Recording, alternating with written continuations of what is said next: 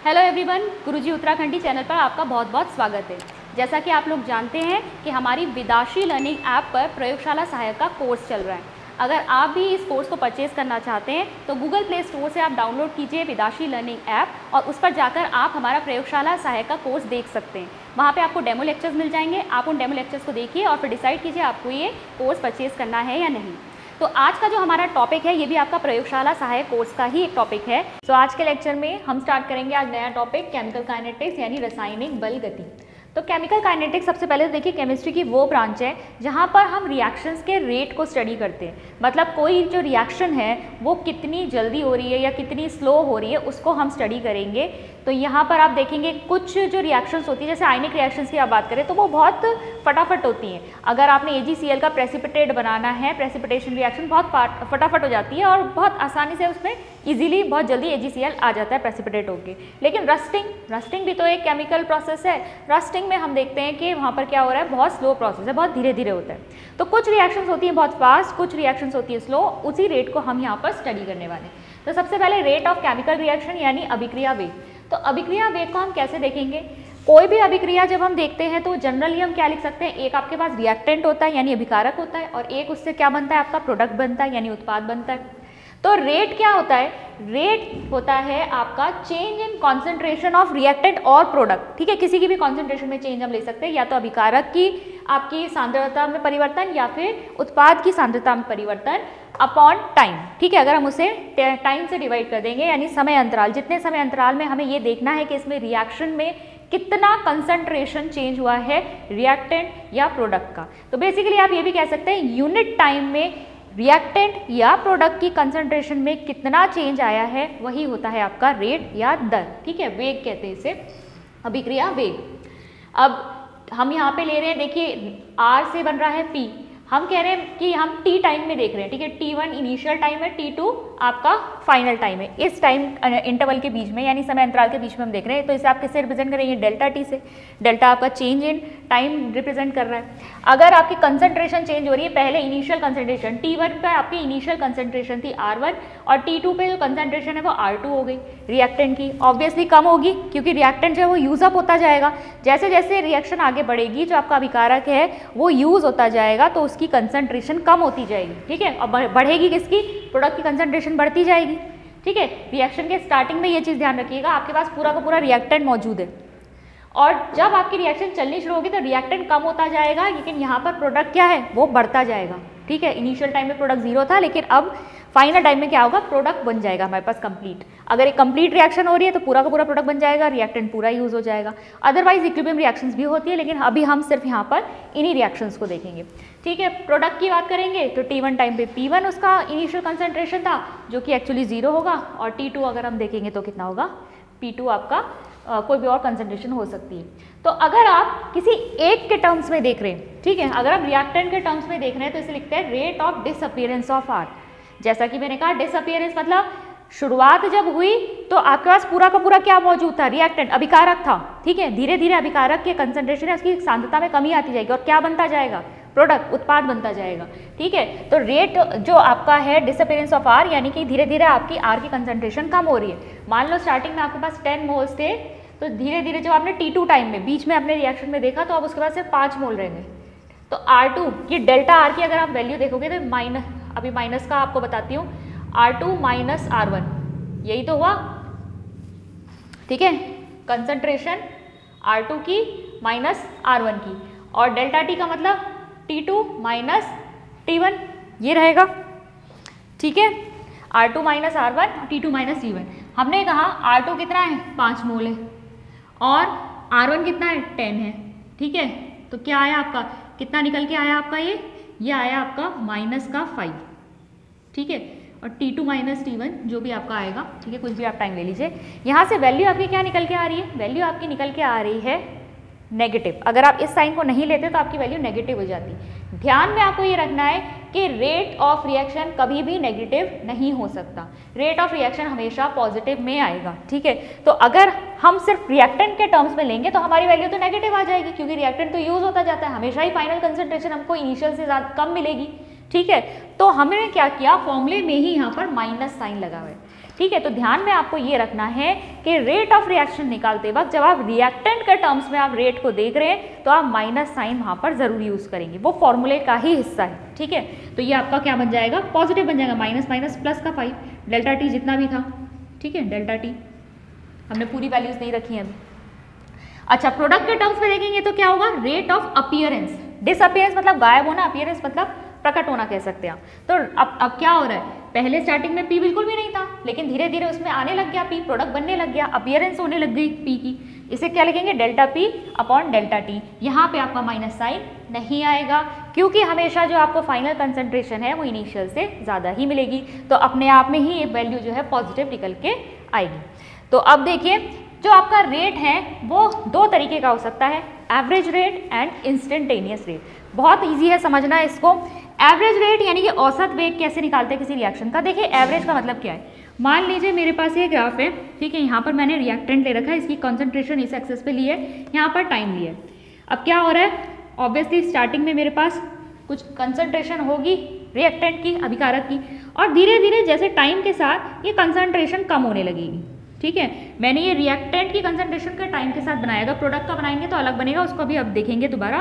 पहले आप इसे देखिए कि रिएक्टेंट जो है यहाँ पर कम हो रहा है समय के साथ। अगर मैं कहूँ कि मुझे इस पॉइंट पर A और इस पॉइंट पर B, A और B के बीच में मुझे देखना है कि रेट ऑफ रिएक्शन क्या है, ठीक है। तो एक समय अंतराल, एक मैंने समय अंतराल ले लिया है, एक टाइम इंटरवल ले लिया, इनके बीच में मुझको देखना है कि रेट ऑफ रिएक्शन क्या है। तो मैं क्या करूँगी, मैंने इस एक्सिस पर डाला, R1 कंसंट्रेशन ले ली, यहाँ से एक पैरेलल लाइन इस एक्सिस पर डाली, एक समानांतर रेखा डाली, R2 कंसंट्रेशन हो गई। यहाँ पे टाइम में देखा मैंने, ये मेरी T1 हो गई, ये वाली रिएक्शन, ये वाली आपने लाइन डाली है T2 हो गई। तो देखिए रेट ऑफ रिएक्शन में कैसे निकाल सकते हैं, यहाँ पर जो एवरेज रेट है, एवरेज रेट हमारा फॉर्मूला वही रहेगा, minus delta T, delta concentration of R upon delta T. Concentration of R को मैं यहाँ पर क्या लिख सकती हूँ, सेम यही, देखिए R2 minus R1, R2 minus R1, और यह हमारा, इसको आप ब्रैकेट में रखेंगे, ठीक है, क्योंकि इसे पहले सबट्रैक्ट करेंगे, और ये आ जाएगा आपका T2 माइनस T1। ये क्या है आपका एवरेज रेट, जहाँ पे आप डेल्टा यूज़ कर रहे हैं जब हम किसी एक टाइम इंटरवल के बीच में क्या देख रहे हैं, रेट ऑफ रिएक्शन देख रहे हैं। इंस्टेंटेनियस रेट क्या हुआ, तत्कालिक वेग। तत्कालिक वेग का मतलब है अगर मैं स्पेसिफिकली इस पॉइंट पर देख रही हूँ, सी पॉइंट, मैंने इसे सी पॉइंट कह दिया, इस सी पॉइंट पर अगर मुझे देखना है कि रेट ऑफ रिएक्शन क्या है, एकदम एक इंस्टेंट, एक निश्चित समय पर मुझे देखना है, तो अब क्या होगा, यहाँ पर मैं क्या करूँगी, यहाँ पर पहले मैं इस कर्व पे एक टेंजेंट ड्रॉ करूँगी, ठीक है। एक टेंजेंट मैंने एक ड्रॉ करी ऐसे, जो इसको छूते हुए जा रही है, और यहाँ पर हम इसकी कंसंट्रेशन, बहुत ही छोटे टाइम के लिए इसकी कंसंट्रेशन और टाइम कितना है वो देखेंगे। तो बहुत ही माइन्यूट समय के लिए, एक छोटे समय अंतराल की बात हो रही है, बहुत ही छोटे समय की, तो इसको लिखेंगे R इंस्टेंट, D से रिप्रेजेंट करेंगे। आपने मैथमेटिक्स में भी देखा होगा, अगर आप बहुत छोटी चीज़ की बात कर रहे होते तो वहाँ डिफ्रेंसिएशन यूज़ करते हैं, फिर उसी को अगर आपको बड़ा करना हो तो फिर आप इंटीग्रेशन यूज़ करते हैं। तो डिफ्रेंसिएशन किसके लिए आ रहा है, क्योंकि मुझे एक बहुत ही कम समय के लिए, एक निश्चित समय पर मुझे देखना है कि रिएक्शन का रेट क्या है, तो वहाँ पर मैं क्या यूज़ करूँगी, DR अपॉन DT, ठीक है। इसका स्लोप मुझे इससे मिल जाएगा, जो स्लोप मुझे मिलेगा ये है आपका DR, ठीक है, ये है आपका DR, D concentration of R, और ये है आपका, ये यहाँ से आता DT, ठीक है। इससे मुझे क्या मिल जाएगा, स्लोप मिल जाएगा। जब मुझे स्लोप मिल जाएगा वही मेरा क्या होगा, इंस्टेंटेनियस रेट। तो रेट को दो तरीके से देखेंगे, एक होगा आपका एवरेज रेट, जहाँ पर आप एक समय अंतराल में देखेंगे कि रेट ऑफ रिएक्शन क्या है, और एक होगा इंस्टेंटेनियस रेट, जब किसी पर्टिकुलर टाइम पर, किसी पर्टिकुलर पॉइंट पर या निश्चित समय पर आपको देखना है कि रिएक्शन रेट क्या है, तो अब आप इसको DR/dt से यूज़ करेंगे, ठीक है। नेक्स्ट देखिए, अगर मैं कोई जनरल रिएक्शन लेती हूँ, जनरल रिएक्शन मैंने क्या ली, A of A plus B of B, ये जो स्मॉल a स्मॉल b है, ये क्या है, इनके स्टोकियोमेट्रिक कोफिशिएंट्स, ठीक है, जो हम बैलेंस इक्वेशन में लिखते हैं, इनके कितने नंबर ऑफ मोल्स रिएक्ट कर रहे हैं, C ऑफ C दे रहा है, D ऑफ D दे रहा है। अब इसके लिए अगर मुझे एवरेज रेट निकालना है तो मैं कैसे निकालूंगी, अगर मुझे रिएक्टेंट के टर्म्स में निकालना है, अगर A के टर्म्स में निकालना है तो होगा मेरा, अब देखिए इतना तो आप हमने कर ही लिया है, del concentration of A upon delta T, ठीक है। यहाँ पे मैं साथ में जो स्टोकियोमेट्रिक कोफिशिएंट है इसे लूंगी रिवर्स में, मतलब अपॉन में करके 1/A, ये क्या आएगा एज अ स्टोकियोमेट्रिक कोफिशिएंट, ये यहाँ पर इस फॉर्मूले में यूज होगा। साथ में अगर आप बी के साथ करना है तो आप क्या होगा, delta concentration of B upon delta T, और साथ में हमने इसका स्टोइकियोमेट्रिक कोफिशिएंट ले लिया। ध्यान रखना है रिएक्टेंट की बात हो रही है तो नेगेटिव साइन यहाँ पर आएगा। ठीक है, रेट आप किसी भी टर्म से निकालें, आप कोई भी रिएक्टेंट और कोई भी प्रोडक्ट से निकालें, आपका रेट सेम ही आएगा। ठीक है, चाहे आप इसके टर्म में निकाल लें, चाहे इसके टर्म में, चाहे इसके, रेट आपका सेम, इसीलिए सबके बीच में इक्वल टू का साइन है। अब देखिए C जो है हमारा प्रोडक्ट है, तो प्रोडक्ट के लिए भी सेम चीज़ रहेगी, स्टोइकियोमेट्रिक कोफिशिएंट इस तरीके से आएगा 1/C और delta concentration of C upon delta T. ध्यान दीजिए साइन हमने नेगेटिव नहीं लिया है क्योंकि हम प्रोडक्ट की बात कर रहे हैं, तो यहाँ पर साइन हमने क्या लिया है, पॉजिटिव, और सेम चीज़ आपकी D वाले प्रोडक्ट के साथ भी होगी। ठीक है, अगर इंस्टेंटेनियस रेट की मुझे इसमें लिखना है कि एक्सप्रेशन कैसे लिखी जाएगी, तो इंस्टेंटेनियस रेट में कैसे दूंगी, बस डेल्टा की जगह मुझे क्या यूज़ करना है, D यूज़ करना है। ठीक है, तो -1/A D concentration of A upon dt, ऐसे ही -1/B D concentration of B upon dt।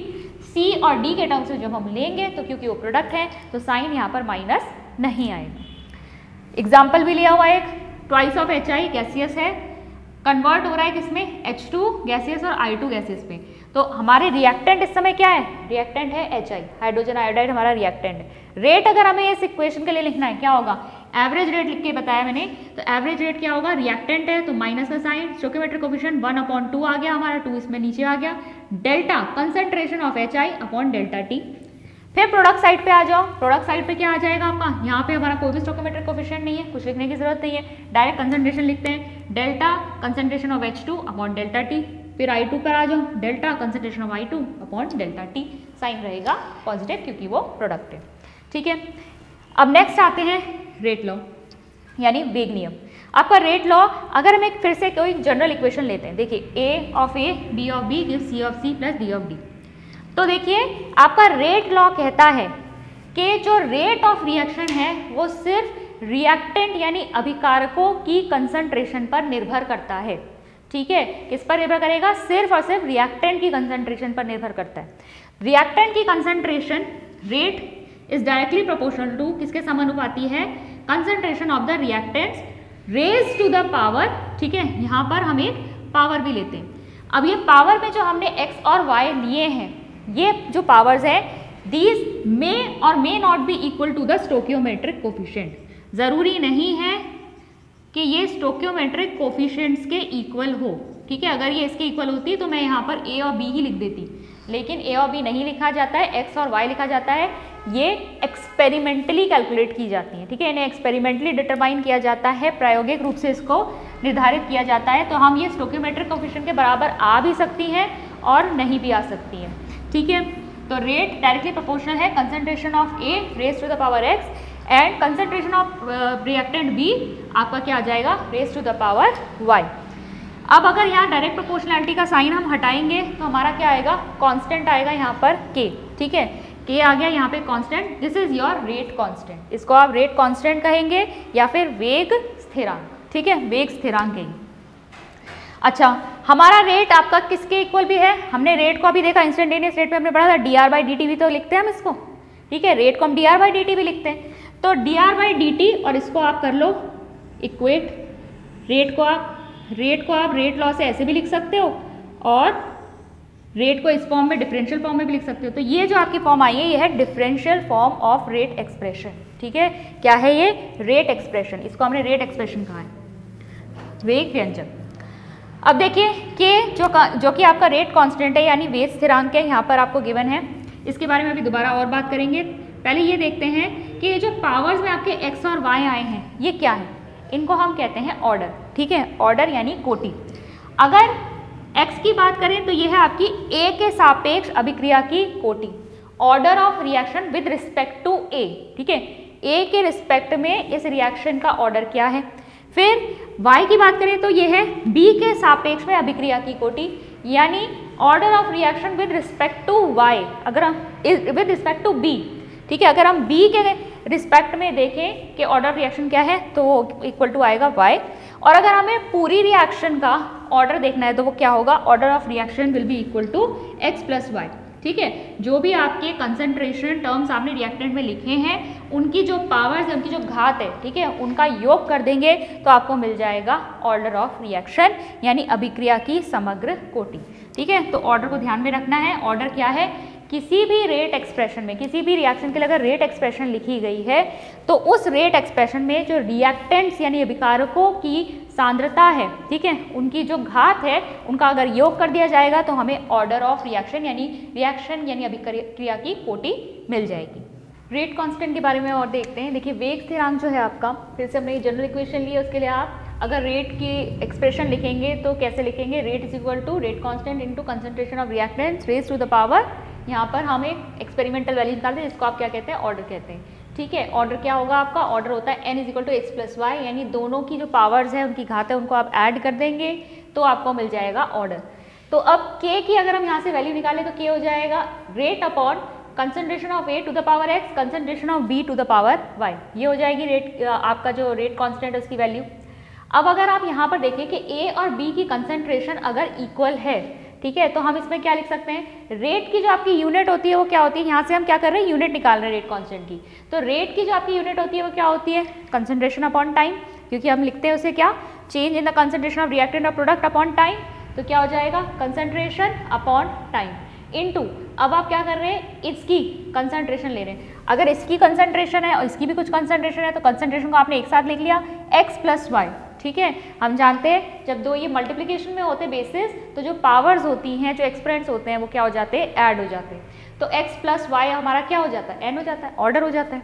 ठीक है, तो ये हमारा एक जनरल फॉर्मूला आ गया, ये क्या आ गया हमारा, एक जनरल फॉर्मूला आ गया कि अगर हमें k कांस्टेंट की अगर हमें क्या निकालनी है, यूनिट निकालनी है अलग अलग ऑर्डर ऑफ रिएक्शंस पे, तो हम कैसे निकालेंगे, चलिए देखते हैं। जीरो ऑर्डर रिएक्शन की बात करते हैं, दैट मीन्स ऑर्डर n की वैल्यू यहाँ पर क्या है, 0 है। ठीक है, यहाँ पे रखो, कंसंट्रेशन को किसमें लेते हैं, मोल पर लीटर में लेते हैं, तो यहाँ मोल पर लीटर ले लिया, टाइम को किसमें लेते हैं, सेकंड में लेते हैं, उसके बाद कंसंट्रेशन की पावर 0, कंसंट्रेशन फिर से हमने मोल पर लीटर में लिया, पावर है यहाँ पे 0, किसी भी चीज़ की पावर या घात 0 होती है तो वो क्या हो जाता है 1। ठीक है, तो ये तो 1 हो गया, बचा सिर्फ ये, तो यही इसकी क्या हो जाएगी, यूनिट हो जाएगी, मोल पर लीटर, ये सेकंड पे ऊपर जाएगा तो पर सेकंड। ठीक है, अब फर्स्ट ऑर्डर रिएक्शन की बात करते हैं। फर्स्ट ऑर्डर रिएक्शन के लिए ऑर्डर है 1, यानी n की वैल्यू क्या आ रही है आपकी, 1 आ रही है, यहाँ पे रखिए मोल पर लीटर अपॉन सेकंड यही रहेगा, यहाँ पर आपकी n की वैल्यू चेंज होगी, n की वैल्यू 1 हो जाएगी। अब देखिए ये मोल पर लीटर 1 हो गया, मतलब कुछ नहीं है, मोल पर लीटर ये भी है, मोल पर लीटर ये भी, कैंसिल आउट, क्या बचा, सिर्फ सेकंड बचा। तो फर्स्ट ऑर्डर के तो याद करना बहुत ही आसान है और बहुत ही इजीली आइडेंटिफाई हो जाती है, अगर पर सेकंड में आपको रेट कांस्टेंट दे रखा है मतलब फर्स्ट ऑर्डर रिएक्शन की बात हो रही है। ठीक है, सेकंड ऑर्डर रिएक्शन की बात करते हैं। सेकंड ऑर्डर में n की वैल्यू क्या हो जाएगी आपकी, 2 हो जाएगी, रख लीजिए मोल पर लीटर पर अपॉन सेकंड इंटू मोल पर लीटर की वैल्यू वो पावर 2 आ जाएगी यहाँ पर। अब आप क्या करेंगे, जब यहाँ से कैंसिल आउट करेंगे तो यहाँ से पावर कट हो जाएगी, क्या आ गया, ये दोनों पे अपॉन में आया है, ये भी अपॉन में, मोल ऊपर जाएगा इन्वर्स हो जाएगा, लीटर जाएगा पॉजिटिव में आ जाएगा, सेकंड ऊपर जाएगा माइनस में आ जाएगा, तो ये आ जाएगी आपकी, या आप इससे ऐसे भी लिख सकते हैं लीटर पर मोल पर सेकंड। ठीक है, ये आपकी सेकंड ऑर्डर रिएक्शन के लिए रेट कांस्टेंट की यूनिट है। तो यूनिट को आप इस तरीके से निकालेंगे, अगर जनरल फॉर्मूला याद करना है तो जनरल फॉर्मूला आप इस तरीके से समझ सकते हैं। अब मॉलिक्युलैरिटी की बात करते हैं। मॉलिक्युलैरिटी क्या होती है, अभिक्रिया की आणविकता या अणु संख्या के नाम से भी इसे जाना जाता है। तो किसी भी रासायनिक अभिक्रिया में अगर किसी रिएक्शन को स्टार्ट करना है तो स्टार्ट करने के लिए वहाँ पर क्या होना चाहिए, या स्टार्ट करना है या उस रिएक्शन को संपन्न करना है, उसे होते रहना है, तो वहाँ पे जो मॉलिक्यूल्स है, जो अणु है, आपस में क्या करेंगे, एक दूसरे के साथ टकराएंगे। ठीक है, एक दूसरे के साथ कोलाइड करेंगे। तो एक रासायनिक अभिक्रिया को संपन्न करने के लिए उन क्रियाकारी यानी रिएक्टेंट की बात हो रही, रिएक्टेंट स्पीशीज की संख्या जिनका एक साथ टकराना आवश्यक है। ठीक है, the number of molecules which need to be collide. ठीक है, कोलाइड होना उनका आप जरूरी है ताकि रिएक्शन प्रोसीड हो, वही आपकी क्या होती है, रिएक्शन की मॉलिक्युलैरिटी।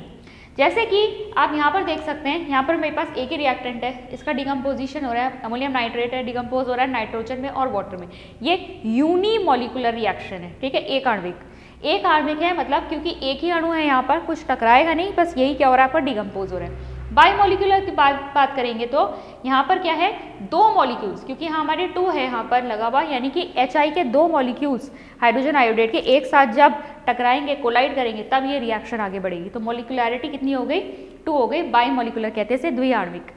अगर यहाँ 3 आपके मॉलिक्यूल्स हैं, जैसे आप यहाँ देख सकते हैं, यहाँ 2 NO के हैं और एक O2 का है, तो ये हो जाएगी ट्राइमोलिकुलर या टर्मोलिकुलर भी आपके उसमें लिखा हुआ हो सकता है, त्रिआण्विक।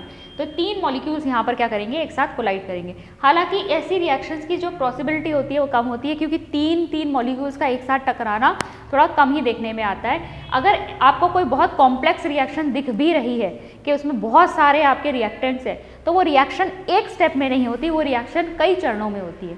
ठीक है, तो ऐसी रिएक्शन जो सिर्फ एक स्टेप में होती है, कुछ रिएक्शन ऐसी होती है जो सिर्फ 1 स्टेप में प्रोसीड हो जाती है, उन्हें आप कहते हैं एलिमेंट्री रिएक्शंस। ठीक है, प्राथमिक अभिक्रियाएं। और ऐसी रिएक्शंस जो एक से ज़्यादा स्टेप में होती हैं, मोर देन 1 स्टेप, वो होती हैं आपकी कॉम्प्लेक्स रिएक्शंस। ठीक है, इन्हें कॉम्प्लेक्स रिएक्शंस कहते हैं। मोर देन 1 स्टेप में हो रही है, जैसे ए से मान लीजिए डी बन रहा है। ठीक है, अब कोई कॉम्प्लेक्स रिएक्शन की बात करिए, यहाँ सिर्फ सिंपल सा एग्जांपल लिया है, नहीं तो बहुत सारे रिएक्टेंट्स भी हो सकते हैं। ए से डी, अब ए से डी डायरेक्ट नहीं बन रहा है, ये बहुत स्टेप में हो रही है। क्या हो रहा है, पहले ए से बी बन रहा है, फिर बी से सी बन रहा है, और उसके बाद सी से डी बन रहा है, तब जाके ए से डी बन रहा है। बीच में ये इंटरमीडिएट्स भी बन रहे हैं। अब आपसे अगर पूछ लिया जाए कि इसका जो रेट डिटरमाइनिंग स्टेप है, मतलब रेट हम कैसे निकालेंगे इसका, ठीक है, इसकी अभिक्रिया का वेग कैसे निकाला जाएगा, तो वो किससे निकाला जाता है, वो निकाला जाता है स्लोएस्ट स्टेप से। ठीक है, जिसमें भी सबसे ज़्यादा समय लग रहा होगा वही हो जाएगा आपका रेट डिटरमाइनिंग स्टेप, RDS कहते हैं इसे, रेट डिटरमाइनिंग स्टेप। मान लो ये वाला प्रोसेस फास्ट था, ये वाला प्रोसेस फास्ट था, लेकिन ये वाला प्रोसेस स्लो था, ए से बी बनना स्लो था, तो आपका रेट तो इसी पे निर्भर करेगा ना, इसी पे निर्भर करेगा। जब तक यहाँ से ये नहीं बनेगा तब तक आपकी आगे रिएक्शन प्रोसीड नहीं करेगी, ये तो बनी जाएंगी, लेकिन ये स्लो है, तो रेट डिटरमाइनिंग स्टेप क्या हो जाएगा, यही हो जाएगा। अच्छा, इस रेट डिटरमाइनिंग स्टेप यानी जो स्लोएस्ट स्टेप होता है, इसका जो ऑर्डर आएगा, जो भी इसकी कोटि होगी वही पूरी रिएक्शन की कोटि होगी। ठीक है, ओवरऑल ऑर्डर जो होगा रिएक्शन का वो वही होगा जो स्लोएस्ट स्टेप, जो सबसे धीमा आपका चरण होता है, उसकी जो कोटि है वही आपकी पूरी अभिक्रिया की कोटि होती है। ठीक है, चलिए अब जरा आणविकता और कोटि में अंतर जान लेते हैं, थोड़ा डिफरेंस देख लेते हैं। तो आणविकता या मॉलिक्यूलैरिटी जो होती है वो अभिक्रिया से ज्ञात की जा सकती है। अभिक्रिया में हमें जैसा कि दिख रहा है कितने मोल्स या कितने मॉलिक्यूल्स यहाँ पे एक दूसरे के साथ टकरा रहे हैं, वो हम अभिक्रिया से निकाल सकते हैं। लेकिन ऑर्डर को आप इस तरीके से नहीं डिटरमाइन कर सकते। ऑर्डर के बारे में हमने क्या पढ़ा था, ये एक एक्सपेरिमेंटल वैल्यू है, इसे क्या किया जाता है, एक्सपेरिमेंट के थ्रू डिटरमाइन किया जाता है, तब निकलता है आपका ऑर्डर। अच्छा, आणविकता जो है जीरो नहीं हो सकती, जीरो होगी तो कोई रिएक्शन प्रोसीड ही नहीं करेगी, भाई मॉलिक्यूल्स वहाँ होने तो चाहिए टकराने के लिए, तो जीरो नहीं हो सकती। लेकिन कोटि जो है वो जीरो हो सकती है, हम यहाँ पर जीरो ऑर्डर रिएक्शन देख चुके। थर्ड देखिए, सदैव पूर्ण संख्या में होती है, यानी कि हमेशा आपको एक होल नंबर मिलेगा 1 2 3, ठीक है, ये कोई भी नंबर मिल सकता है। लेकिन कोटि जो है आपको पूर्ण संख्या में भी मिल सकती है, भिन्नात्मक भी मिल सकती है, यानी फ्रैक्शनल वैल्यू भी आ सकती है ऑर्डर की। ठीक है, बाकी देखिए applicable for only elementary reactions. हम जब एलिमेंट्री रिएक्शन प्राथमिक अभिक्रियाओं की बात कर रहे हैं जो सिर्फ एक स्टेप में होती है, वहाँ पर आप मॉलिक्युलैरिटी को अगर आप देखना चाहते हैं तो देख सकते हैं। लेकिन कॉम्प्लेक्स रिएक्शंस की जब बात होती है तो वहाँ पर उसका कुछ ज़्यादा महत्व रह नहीं जाता, वहाँ आप मॉलिक्युलैरिटी चेक नहीं करते। एलिमेंट्री और कॉम्प्लेक्स दोनों रिएक्शंस में हम कोटि जरूर निकाल सकते हैं, जैसा कि मैंने आपको बताया। अगर कॉम्प्लेक्स रिएक्शन होगी तो ऑर्डर आप कैसे फाइंड करेंगे, आप इस तरीके से करेंगे। ठीक है, फिर फिफ्थ है आपका, इससे हमें मैकेनिज्म के बारे में कोई इन्फॉर्मेशन नहीं मिलती। ठीक है, हमें बस इतना पता चल रहा है कितने मॉलिक्यूल्स टकरा रहे हैं तो ये रिएक्शन हो रही है, बाकी क्रियाविधि किस तरीके से हो रही है उससे हमें कुछ नहीं पता चल रहा। लेकिन यहाँ पर क्या है, हमें इसके स्लोएस्ट स्टेप के बारे में पता चल जाता है। अगर हमें कोई कॉम्प्लेक्स रिएक्शन दे दी जाए और दिखने में देखिए ऑर्डर, क्योंकि ऐसा होता है कि जो रिएक्शन है वो किसी भी ऑर्डर के दिख रही हो, लेकिन हम जो ऑर्डर लेते हैं वो क्या है, वो एक्सपेरिमेंटल वैल्यू होती है। तो वो हमें क्या बताती है, वो हमें स्लोएस्ट स्टेप के बारे में बताती है कि इस रिएक्शन के बीच में कौन से कहते हैं स्टेप में सबसे स्लो कुछ बन रहा होगा। ठीक है, तो वो मैकेनिज्म यानी क्रियाविधि के बारे में हमें थोड़ी इन्फॉर्मेशन प्रोवाइड करती है। अब देखते हैं इंटीग्रेटेड रेट इक्वेशन यानी समाकलित वेग समीकरण। देखिए अभी तक हम जब बात कर रहे थे इसकी, ठीक है, इसको हमने लिखा था माइनर डी आपका कंसंट्रेशन ऑफ आर यानी कि reactant upon D T is equal to K और concentration of R to the power 0, zero order reaction के लिए देख रहे हैं। ये आपकी डिफरेंशियल रेट इक्वेशन थी, लेकिन हर बार एक्सपेरिमेंटली डिफरेंशियल रेट इक्वेशन के थ्रू मेजरमेंट कर पाना पॉसिबल नहीं होता, क्योंकि ये बहुत छोटी वैल्यू है। तो हमें क्या करना चाहिए, अगर इस डिफिकल्टी को हमें ओवरकम करना है तो क्या किया जाता है, इसका इंटीग्रेशन कर दिया जाता है। इंटीग्रेशन करने से क्या होगा, फिर हमारे पास डायरेक्टली जो एक्सपेरिमेंटल वैल्यू आ रही है हम उससे हम रेट कांस्टेंट फाइंड कर सकते हैं, हमें डिफरेंशियल फॉर्म में जाने की ज़रूरत नहीं पड़ेगी। तो इसीलिए हम यूज़ करते हैं इंटीग्रेटेड रेट इक्वेशन। अब इंटीग्रेटेड रेट इक्वेशन के लिए सबसे पहले हम जीरो ऑर्डर रिएक्शन की बात करेंगे। दो ही हमें यहाँ पर डेरिवेशंस देखने हैं, जीरो ऑर्डर के लिए और फर्स्ट ऑर्डर के लिए। और एक चीज़ मैं बता दूँ, डेरिवेशंस आप लोगों के लिए बहुत ज़्यादा इंपॉर्टेंट नहीं है, नहीं रटने इनको। अगर आपको समझ में आ रहा है तो ठीक है कि कैसे आया है, अदरवाइज जो लास्ट में फॉर्मूला निकल के आ रहा है ना, वो आपके लिए इंपॉर्टेंट है। तो देखिए जीरो ऑर्डर रिएक्शन के लिए हम देखेंगे हमारा जो R है, एक जनरल रिएक्शन रिएक्टेंट यहाँ प्रोडक्ट में कन्वर्ट हो रहा है। रेट को हम कैसे लिखेंगे, डिफरेंशियल फॉर्म इक्वेशन है D हमारी concentration of reactant upon dt equal to rate law के हिसाब से हम क्या लिखते हैं, रेट हमारा रेट कांस्टेंट आ जाएगा concentration of R to the power 0, 0 इसलिए लिए क्योंकि जीरो ऑर्डर की रिएक्शन है। ठीक है, अब ये जो हमारी इक्वेशन है इसको हम क्या करेंगे, इंटीग्रेट करेंगे। ठीक है, अब अच्छा रेट सबसे पहले देखिए यहाँ पर पावर 0 है तो ये 1 हो जाएगा, तो हमारी इस dt को हम यहाँ लेके जाएंगे तो क्या आ जाएगा, माइनस जो d था यहाँ पर माइनस यहाँ साइन चला जाएगा, तो d into the concentration of r is equal to minus k dt। ठीक है, अब इस इक्वेशन को हम क्या करेंगे, इंटीग्रेट। इंटीग्रेशन जब हम यहाँ पर करेंगे तो इंटीग्रेट करके क्या आएगा, देखिए पूरा लिमिट्स वगैरह के साथ मैंने नहीं लिया है, डायरेक्ट यहाँ पे लिखा है। तो यहाँ पर इंटीग्रेशन जब इसका किया जाता है, इस तरीके से इंटीग्रेशन होता है इसका, तो इंटीग्रेशन जब इसका होगा तो ये हमारा आ जाएगा कंसंट्रेशन ऑफ R, यहाँ से भी टाइम का इंटीग्रेशन हो गया तो के टी प्लस I आया है जो कि क्या होता है हमारा इंटीग्रेशन कांस्टेंट। ठीक है, इंटीग्रेशन कांस्टेंट है। अब इसकी वैल्यू हमें निकालनी है, I की कुछ वैल्यू रखनी पड़ेगी हमें यहाँ पर। I की वैल्यू कहाँ से निकालेंगे, अगर हमने टाइम 0 लिया, ठीक है, अगर हमारा टाइम हमने 0 लिया और जो कंसंट्रेशन होगी रिएक्टेंट की यानी अभिकारक की सांद्रता उस समय क्या होगी, R0 इनिशियल कंसंट्रेशन होगी। ठीक है, तो यहाँ पर इन वैल्यूज़ को सब्सटीट्यूट कर दीजिए इस इक्वेशन में, इस इक्वेशन में रख देंगे। तो क्या रखेंगे, R की जगह R0 रख दिया, K इंटू टी क्या हो गया हमारा 0 प्लस I, ये पूरा टर्म 0 हो गया। ठीक है, तो हमारी I की वैल्यू कितनी आ गई, initial concentration of the reactant, reactant की जो पहले कंसंट्रेशन थी उसके इक्वल आ गई। तो अब I की इस वैल्यू को अब हम यहाँ पे रख देंगे, तो क्या आया, concentration of R equal to minus K T plus initial concentration of reactant. अब क्या करो, यहाँ से इसको क्या कर रहे हैं हम, के टी को इधर लेकर, ये R इधर जाएगा माइनस में और टी इसके अपॉन में, ये आपका फॉर्मूला निकल के आएगा। ठीक है, जीरो ऑर्डर रिएक्शन के लिए।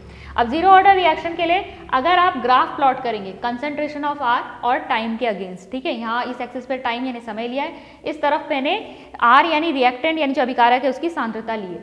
तो यहाँ इनिशियल कंसंट्रेशन यहाँ पर इस तरीके से, ठीक है, और धीरे धीरे हमें क्या करेंगे, हमें पूरा बिल्कुल स्ट्रेट लाइन देखने को मिलेगी, टाइम के साथ साथ रिएक्टेंट में जो है कमी आती जा रही है, और जो स्लोप है यही हमारा क्या है, रेट कांस्टेंट। तो ग्राफिकल रिप्रेजेंटेशन इसकी इस तरीके से होगी। एग्जाम्पल देखिए, हमें जीरो ऑर्डर की वैसे कमी देखने को मिलते हैं ज़्यादातर जो एंजाइम कैटेलाइज्ड रिएक्शंस होती है। ठीक है, एंजाइम्स क्या होती है आपकी, बायो कैटेलिस्ट होते हैं। ठीक है, तो एंजाइम रिलेटेड जो आपकी रिएक्शंस होती है वो हो सकती है, या फिर आप एक एग्जांपल देख सकते हैं, decomposition of ammonia on the surface of a metal. ठीक है, अगर किसी धातु के सतह के ऊपर अमोनिया डिकम्पोज हो रहा है, तो यहाँ पर जो धातु है जैसे कि प्लेटिनम हमने लिया है, वो कैटेलिस्ट यानी कि एक उत्प्रेरक की तरह काम कर रहा है। ठीक है, तो होता क्या है कि ये गैस जो है इस पर डिकम्पोज हो रही है, जब बहुत ज़्यादा हाई प्रेशर होता है तो ऑलरेडी जो इसकी सतह होती है, जो प्लेटिनम की सतह है, वो पहले से ही इतनी संतृप्त, इतनी सैचुरेटेड हो जाती है कि उसके ऊपर अगर रिएक्शन कंडीशन आप थोड़ी चेंज भी करेंगे ना कुछ कंसंट्रेशन में, तो फर्क पड़ने वाला है नहीं। तो इसीलिए ये क्या है, जीरो ऑर्डर रिएक्शन होगी। तो इसका रेट कैसे लिखा जाएगा कि rate constant into concentration of ammonia, जिसकी पावर हो जाएगी 0, क्योंकि इसकी कंसंट्रेशन के ऊपर ये डिपेंड नहीं करेगा। अच्छा, उस समय मैंने जो आपको ग्राफ बताया था, मैंने रिएक्टेंट के केस में बताया था, प्रोडक्ट के केस में नहीं बताया था। प्रोडक्ट के केस में जो आपका ग्राफ बनता है ना, वो यहाँ से बनेगा। जैसे रिएक्टेंट के केस में इस तरीके से बन रहा था, प्रोडक्ट के केस में ऐसे बनता है। धीरे धीरे आपका प्रोडक्ट अपीयर होता है। ठीक है, रिएक्टेंट जो होता है वो डिसअपीयर होता है, लेकिन प्रोडक्ट जो है वो अपीयर होता है। प्रोडक्ट के लिए ये आएगा, रिएक्टेंट के लिए ये होता है।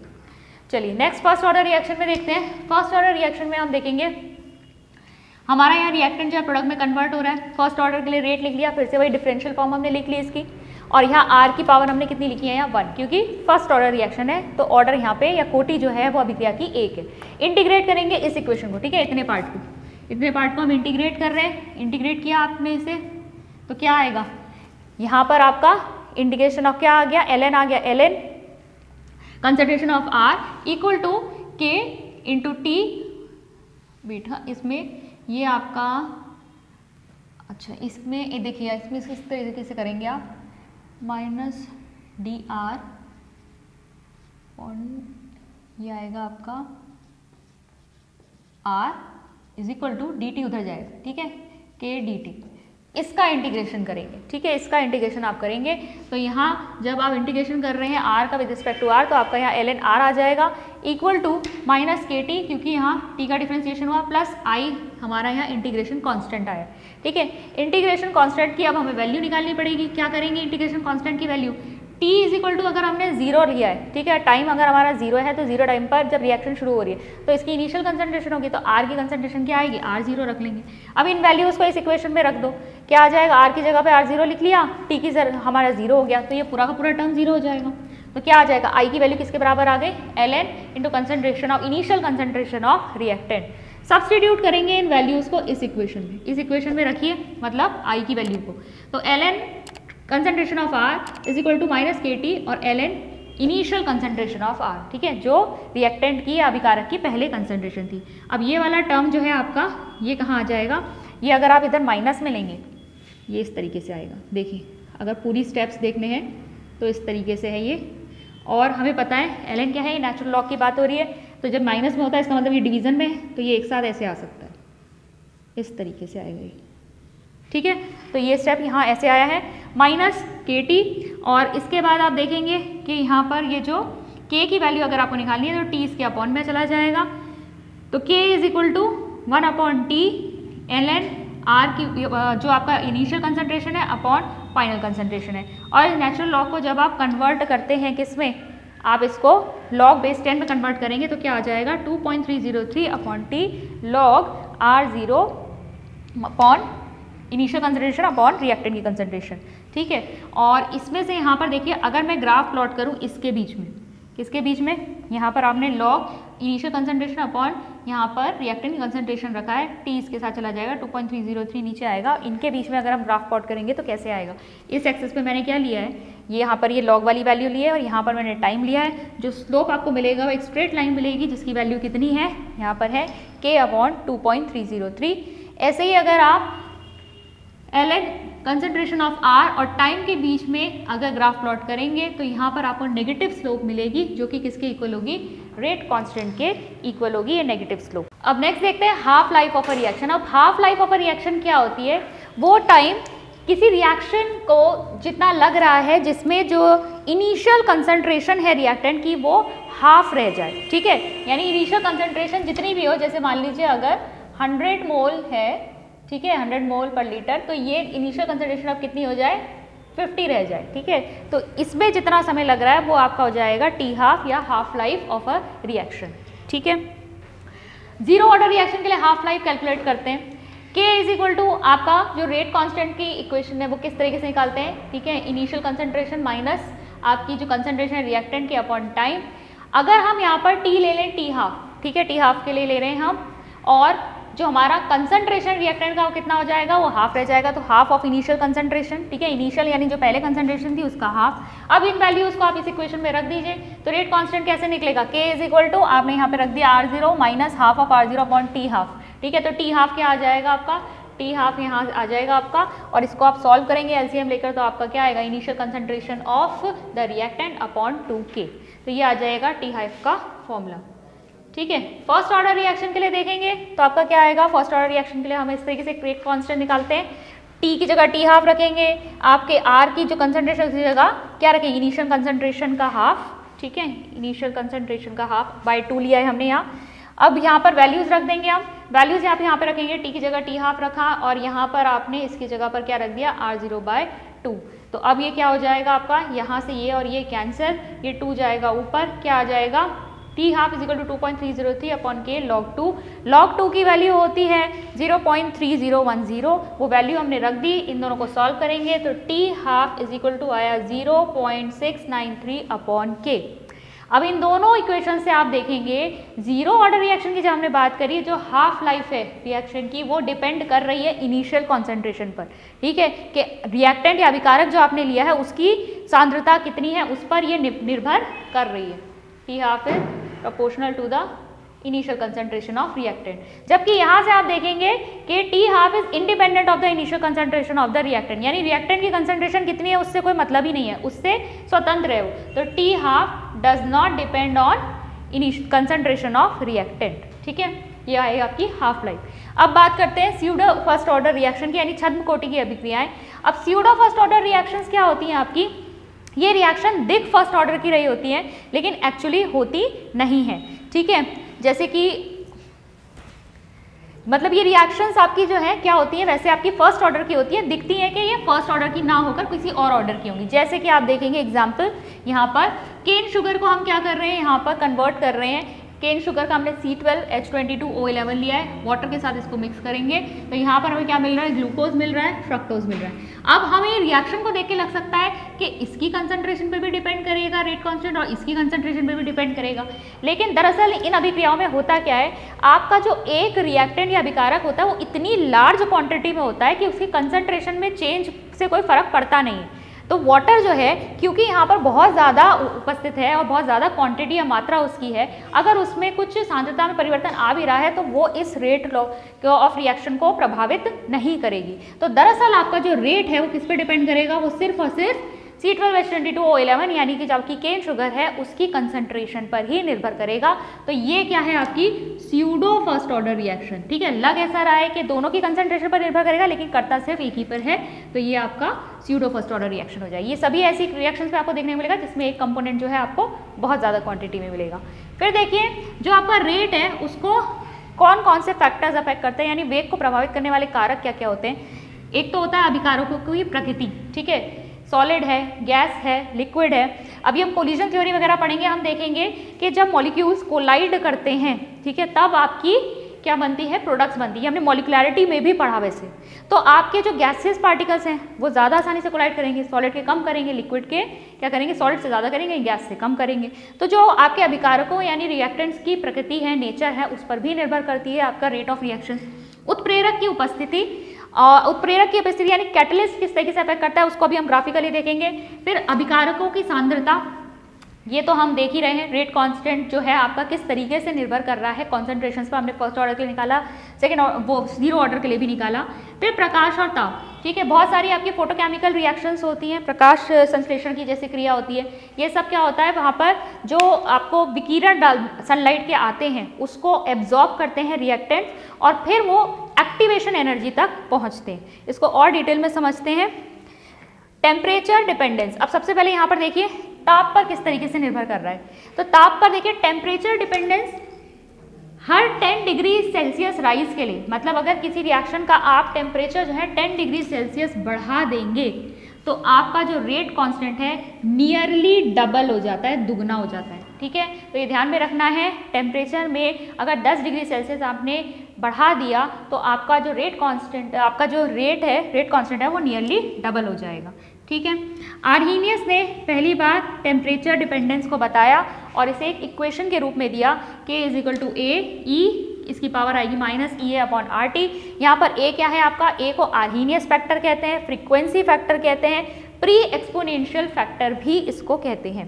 R है आपका गैस कांस्टेंट, T टेम्परेचर है और EA क्या है आपकी एक्टिवेशन एनर्जी। अब इस एक्टिवेशन एनर्जी को समझते हैं। अब नेक्स्ट देखते हैं हमारे जो H2 और I2 की रिएक्शन, हम एक एग्जांपल लेते हैं जहाँ पे वो क्या कर रहा है, ट्वाइस ऑफ HI बना रहा है, ठीक है। तो यहाँ पर हम देखेंगे कि मॉलिक्यूल्स कैसे बन रहे हैं। यहाँ पर 2 H के एटम्स यहाँ कंबाइंड है और यहाँ पर 2 I के एटम्स कंबाइंड है। क्या होता है कि ये दोनों बीच में मिलके क्या बनाएंगे, यहाँ पर एक इंटरमीडिएट बनाएंगे। इस इंटरमीडिएट से यहाँ पर ये बॉन्ड जो है, ये वाले बॉन्ड जो है हल्के पड़ जाएंगे और इनके बीच में इंट्रैक्शन जनरेट हो जाएंगे, जिसके बाद 2 HI के मॉलिक्यूल्स बनेंगे। ये जो इंटरमीडिएट होता है बीच में मध्यवर्ती, ये बहुत ही शॉर्ट लिव्ड होता है, बहुत कम समय के लिए होता है। तो देखिए अगर आप इसको समझने की कोशिश करें कि रिएक्शन हमारी किस तरीके से प्रोसीड कर रही है, तो आप देखिए यहाँ पर हमने एक ग्राफ बनाया है जिसमें यहाँ पर ये रिएक्शन कोऑर्डिनेट किस तरीके से चल रहा है और यहाँ पोटेंशियल एनर्जी है, जो गतिज ऊर्जा जो आपके रिएक्टेंट्स या जो भी आपके अभिकारक हैं उनके अंदर है, ठीक है। अब मान लीजिए ये हमारे रिएक्टेंट्स हैं, इनकी कुछ पोटेंशियल एनर्जी होगी, लेकिन ये एक एक्टिवेटेड कॉम्प्लेक्स को बनाने के लिए इनको और एनर्जी की ज़रूरत है, ठीक है। वो एनर्जी क्या कहलाती है, इनकी एक्टिवेशन एनर्जी, ठीक है, सक्रियण ऊर्जा। जब तक इनके पास ये सक्रियण ऊर्जा नहीं आएगी तब तक ये रिएक्शन में आगे प्रोसीड नहीं करेंगे, ठीक है। तो यहाँ पर आपकी क्या आई, यहाँ एक्टिवेशन एनर्जी जैसे ही इसको मिलती है ये बना लेता है यहाँ पर इस तरीके से इंटरमीडिएट, जो कि हो गया आपका एक्टिवेटेड कॉम्प्लेक्स। और इसके बाद जब आपके ये वाले बॉन्ड्स टूटेंगे और दो हमारे प्रोडक्ट के मॉलिक्यूल्स यहाँ बन के आएंगे तो ये आ गया आपका ट्वाइस HI। और प्रोडक्ट की आप देखेंगे एनर्जी जो है वो रिएक्टेंट कंपैरिजन में कम है। तो ये हमारे एंथैल्पी जो है रिएक्शन की डिपेंड करती है कि आपके रिएक्टेंट और प्रोडक्ट के बीच में जो एंथैल्पी डिफरेंस है वो कितना है। ठीक है, तो इसको अगर आप, अब आर्हीनियंस जो थे उन्होंने, हम ये तो नहीं समझा पाए कि काइनेटिक एनर्जी या एक्टिवेशन एनर्जी हम किस तरीके से इसे मेजर कर सकते हैं।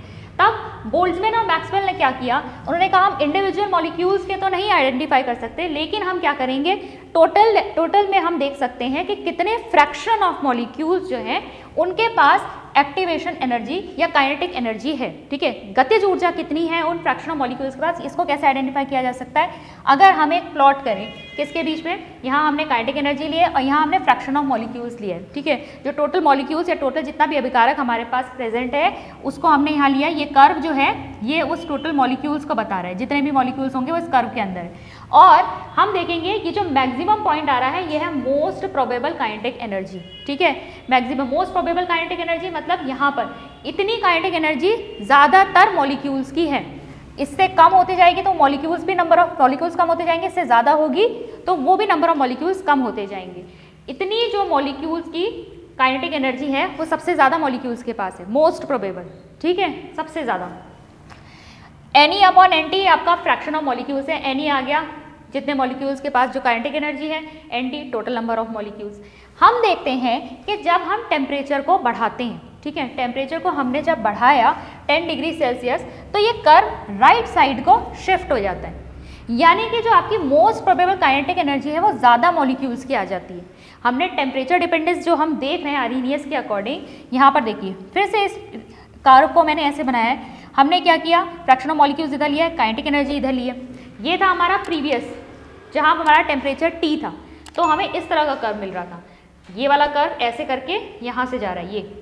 अब हमने जब इसका 10 डिग्री सेल्सियस टेम्परेचर इंक्रीज किया तो क्या हुआ, ये कर्व जो है शिफ्ट होके अब इस तरफ आ गया। तो अब इसका मोस्ट प्रोबेबल कहाँ है, यहाँ। अब ज़्यादा मॉलिक्यूल्स जो हैं इसके अंदर हैं और काइनेटिक एनर्जी ज़्यादा मॉलिक्यूल्स की आ गई। ये थोड़ा राइट साइड, मतलब काइनेटिक एनर्जी इसकी बढ़ गई है और राइट साइड को ये खिसक गया। कितना एडिशन हुआ है, ये जो शेडेड पार्ट दिख रहा है, अब इतने मॉलिक्यूल्स ने भी ज़्यादा काइनेटिक एनर्जी यहाँ पर गेन कर ली। ठीक है, आर्हीनियस की अगर हम इक्वेशन को लिखना चाहें तो देखिए हम किस तरीके से लिख सकते हैं, इसको इस तरीके से भी लिख सकते हैं। अगर हम ln log के फॉर्म में लिखेंगे इसको तो log के फॉर्म में हमने इसे लिखा। अब टेम्परेचर T1 पे अगर हम लें, टेम्परेचर अगर T1 लेते हैं तो हमारा क्या होगा, ln K1 is equal to -EA/RT1 plus ln A।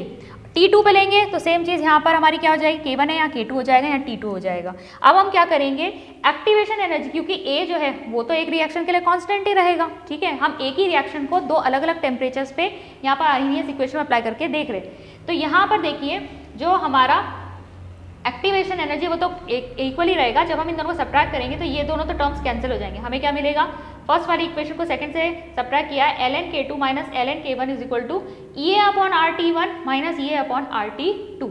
ठीक है, अब सब्ट्रैक्शन में होता है, लॉग के केस में क्या होता है, ये डिवीजन में चला जाएगा, तो ln K2/K1 is equal to EA/R। ठीक है, और यहाँ पर EA और R जो है वो दोनों में कॉमन आ रहा है, बाहर लिख लिया है, क्या आ जाएगा 1/T1 माइनस 1/T2। ln को अगर हम नेचुरल आप इसको लॉग बेस 10 में कन्वर्ट करेंगे तो log K2/K1 एक्चुअली यहाँ ही पे आया था ये 2.303, लेकिन हमने इसको यहाँ क्रॉस मल्टीप्लाई करके इधर लिख दिया, तो EA/2.303 R 1/T1 minus 1/T2। इस इक्वेशन को यूज़ किया जाता है जब आप किसी पर्टिकुलर टेम्परेचर पर डिपेंडेंस देखना चाहते हैं रेट कांस्टेंट की, और अगर आपके पास दो टेम्परेचर्स हैं, ठीक है, और टेम्परेचर डिफरेंस के बीच में आपको देखना है रेट कांस्टेंट, तो आप यहाँ पर ये वाली इक्वेशन यूज़ करेंगे। अब देखिए इसी से रिलेटेड एक ग्राफ है। अगर ln K को मैं 1/T के टर्म्स में, ठीक है, ln K जो है यहाँ पर देख लीजिए, ln K इसको अगर मैं 1/T जो हमारा ये, इसको अगर आप लिखना चाहें तो कैसे लिखेंगे, ये 1/T है आपका। ठीक है, इसका प्लॉट है ये। तो यहाँ पर हमें एक स्ट्रेट लाइन मिलेगी जहाँ पे ये जो इंटरसेप्ट आ रहा है ये क्या है आपका ln A, और जो ये स्लोप है ये क्या है EA/R। इफेक्ट ऑफ कैटलिस्ट देखते हैं, उत्प्रेरक का क्या प्रभाव पड़ता है।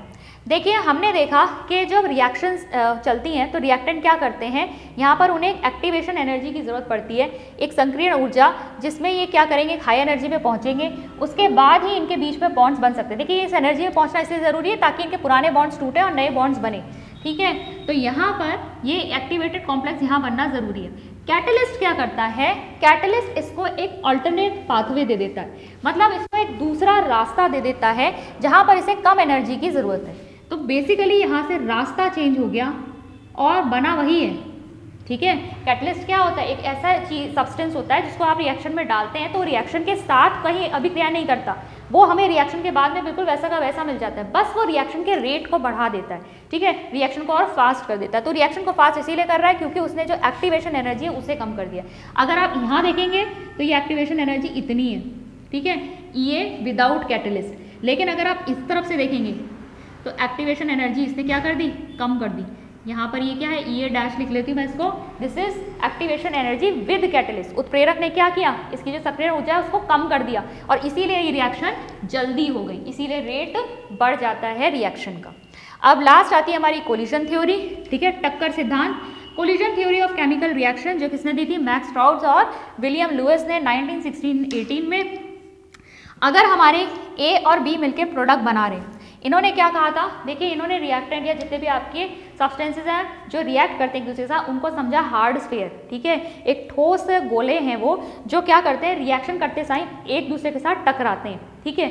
और जब ये टकराएंगे, इनके टक्कर की वजह से ही क्या होता है, पुराने बॉन्ड्स टूटते हैं और नए बॉन्ड्स बनते हैं। इसी से क्या बनता है, हमारे पास प्रोडक्ट बनता है। तो रेट हम कैसे दे सकते हैं, जेड ए बी, ए और बी के बीच में हो रही है टक्कर, ई और हमारा यहाँ पर वही आ जाता है जो हमने आर्हीनियस इक्वेशन में भी देखा। लेकिन ये कोलिजन थ्योरी ना हर रिएक्शन पे सही नहीं बैठती, क्योंकि हमने एक्सपेरिमेंटली जब देखा तो इनके हिसाब से जितना कोलिजन करके प्रोडक्ट बनना चाहिए था उतना नहीं बन रहा है वहाँ पर। तो ये किस वजह से आ रहा है, क्योंकि कोलिजन इफेक्टिव होने भी बहुत ज़रूरी है। इफेक्टिव कोलिजन यानी प्रभावी टक्कर, ठीक है, जब इफेक्टिव कोलिजन्स होंगे तभी प्रोडक्ट बनेगा। अगर कोलिजन्स इफेक्टिव नहीं है तो प्रोडक्ट नहीं बनेगा। उसे हम इस केस में देख सकते हैं। यहाँ हम देख रहे हैं मिथाइल ब्रोमाइड है जिसको हम मिथेन, यहाँ पर किस में कन्वर्ट कर रहे हैं, मिथेनॉल में कन्वर्ट कर रहे हैं। तो यहाँ पर आप देखिए ये CH3Br और यहाँ OH जो है इसके साथ क्या कर रहा है, अब रिएक्ट करेगा। तो अब जब इन दोनों की टक्कर होनी है तो अगर इसकी ओरिएंटेशन, ठीक है, अगर इसका ओरिएंटेशन की दिशा, इसकी जो जिस तरफ से आ रहे हैं वो सही नहीं है तो वो टक्कर प्रभावी नहीं होगी। जैसे हम यहाँ देखिए, ये यहाँ इसकी तरफ आ रहा है, यहाँ ये इसकी तरफ आ रहा है, ये भी नेगेटिव है, ये भी नेगेटिव है, पहले ही रिपेल कर जाएंगे, यहाँ पर टक्कर होगी ही नहीं, तो यहाँ से हमें कोई प्रोडक्ट नहीं मिलेगा। यहाँ पर देखेंगे तो यहाँ पर हमारा मॉलिक्यूल है जहाँ पर Br इस तरफ है, लेकिन OH कहाँ से आया, वो पीछे की साइड से आया। तो यहाँ पर ये पॉजिटिव के साथ यहाँ इसके साथ कंबाइन कर जाएगा और हमें क्या मिल जाएगा, मिथेनॉल। यहाँ से हमारा प्रोडक्ट फॉर्म होगा क्योंकि इफेक्टिव कोलिजन ये है, ठीक है। तो ये इम्प्रॉपर ओरिएंटेशन है, ये सही तरीके से ओरिएंटेशन नहीं है, इस वजह से हमें प्रोडक्ट नहीं मिल रहा, और यहाँ पर सही तरीके से टक्कर हो रही है इसलिए हमको प्रोडक्ट मिल रहा है। इसके अलावा जो रिएक्टेंट है उनके पास एक मिनिमम ऊर्जा यानी कि मिनिमम एनर्जी होनी चाहिए ताकि वो जिस मिनिमम एनर्जी के साथ कोलाइड करेंगे हमें प्रोडक्ट मिले। उस मिनिमम एनर्जी को क्या कहते हैं, थ्रेशहोल्ड एनर्जी। थ्रेशहोल्ड एनर्जी दर्जा, ठीक है, दहलीज ऊर्जा, ठीक है। थ्रेशहोल्ड एनर्जी को आप activation energy plus energy of reacting species इस फॉर्मूले से प्रदर्शित कर सकते हैं, ठीक है। थ्रेशोल्ड एनर्जी किसके बराबर होती है, जितनी एक्टिवेशन एनर्जी है यानी सक्रिय ऊर्जा है और जितनी जो आपके रिएक्टेंट्स हैं उनके पास जितनी ऊर्जा है उनका सम, उनका योग होती है आपकी थ्रेशोल्ड एनर्जी। अच्छा, इसमें फिर एक चीज़ और अकाउंट में ली गई, क्योंकि कोलिजन थ्योरी में इन्होंने क्या किया था, इन्होंने कहा कि सारे कोलिजन्स इफेक्टिव नहीं है, तो इन लोगों ने यहाँ पर P जो है वो फैक्टर भी इंट्रोड्यूस किया। P क्या है आपका, प्रोबेबिलिटी या स्टेरिक फैक्टर, ठीक है। स्टेरिक फैक्टर क्या होता है, जो रुकावट पैदा कर रहा है पूरी टक्कर में जिसकी वजह से प्रोडक्ट नहीं बन पा रहा। तो इनके हिसाब से रेट इज इक्वल टू क्या है, P × ZAB और E के अपॉन में पावर जो है आपकी क्या है, -EART। और Z यहाँ पर क्या है, Z है आपकी कोलिजन फ्रीक्वेंसी। और कहीं ना कहीं ये आर्हीनियस के ए के जैसी ही है, ठीक है। आर्हीनियस के जो इक्वेशन में हमको ए देखने को मिल रहा है वैसा ही हमको ये जेड यहाँ पर देखने को मिल रहा है। हालांकि अगर कोलिजन थ्योरी की बात करें तो वो बहुत ज़्यादा अच्छे से एक्सप्लेन नहीं कर पाती, इसके ड्रॉबैक्स हैं, इसकी कमियां हैं कि इसने सारे सब्सटेंसेस के पार्टिकल्स को हार्ड स्फेयर यानी ठोस गोलों की तरह माना है, उनके स्ट्रक्चर को जो है इन्होंने अकाउंट में नहीं लिया है, जबकि इनकी संरचना होती है वो भी प्रभावित करती है रिएक्शन को। इसके हम कहेंगे कि आर्हीनियस थ्योरी जो है ज़्यादा बेटर है। तो ये था आज का टॉपिक। आज के टॉपिक में इतना ही, मिलते हैं नेक्स्ट वीडियो में। Thank you.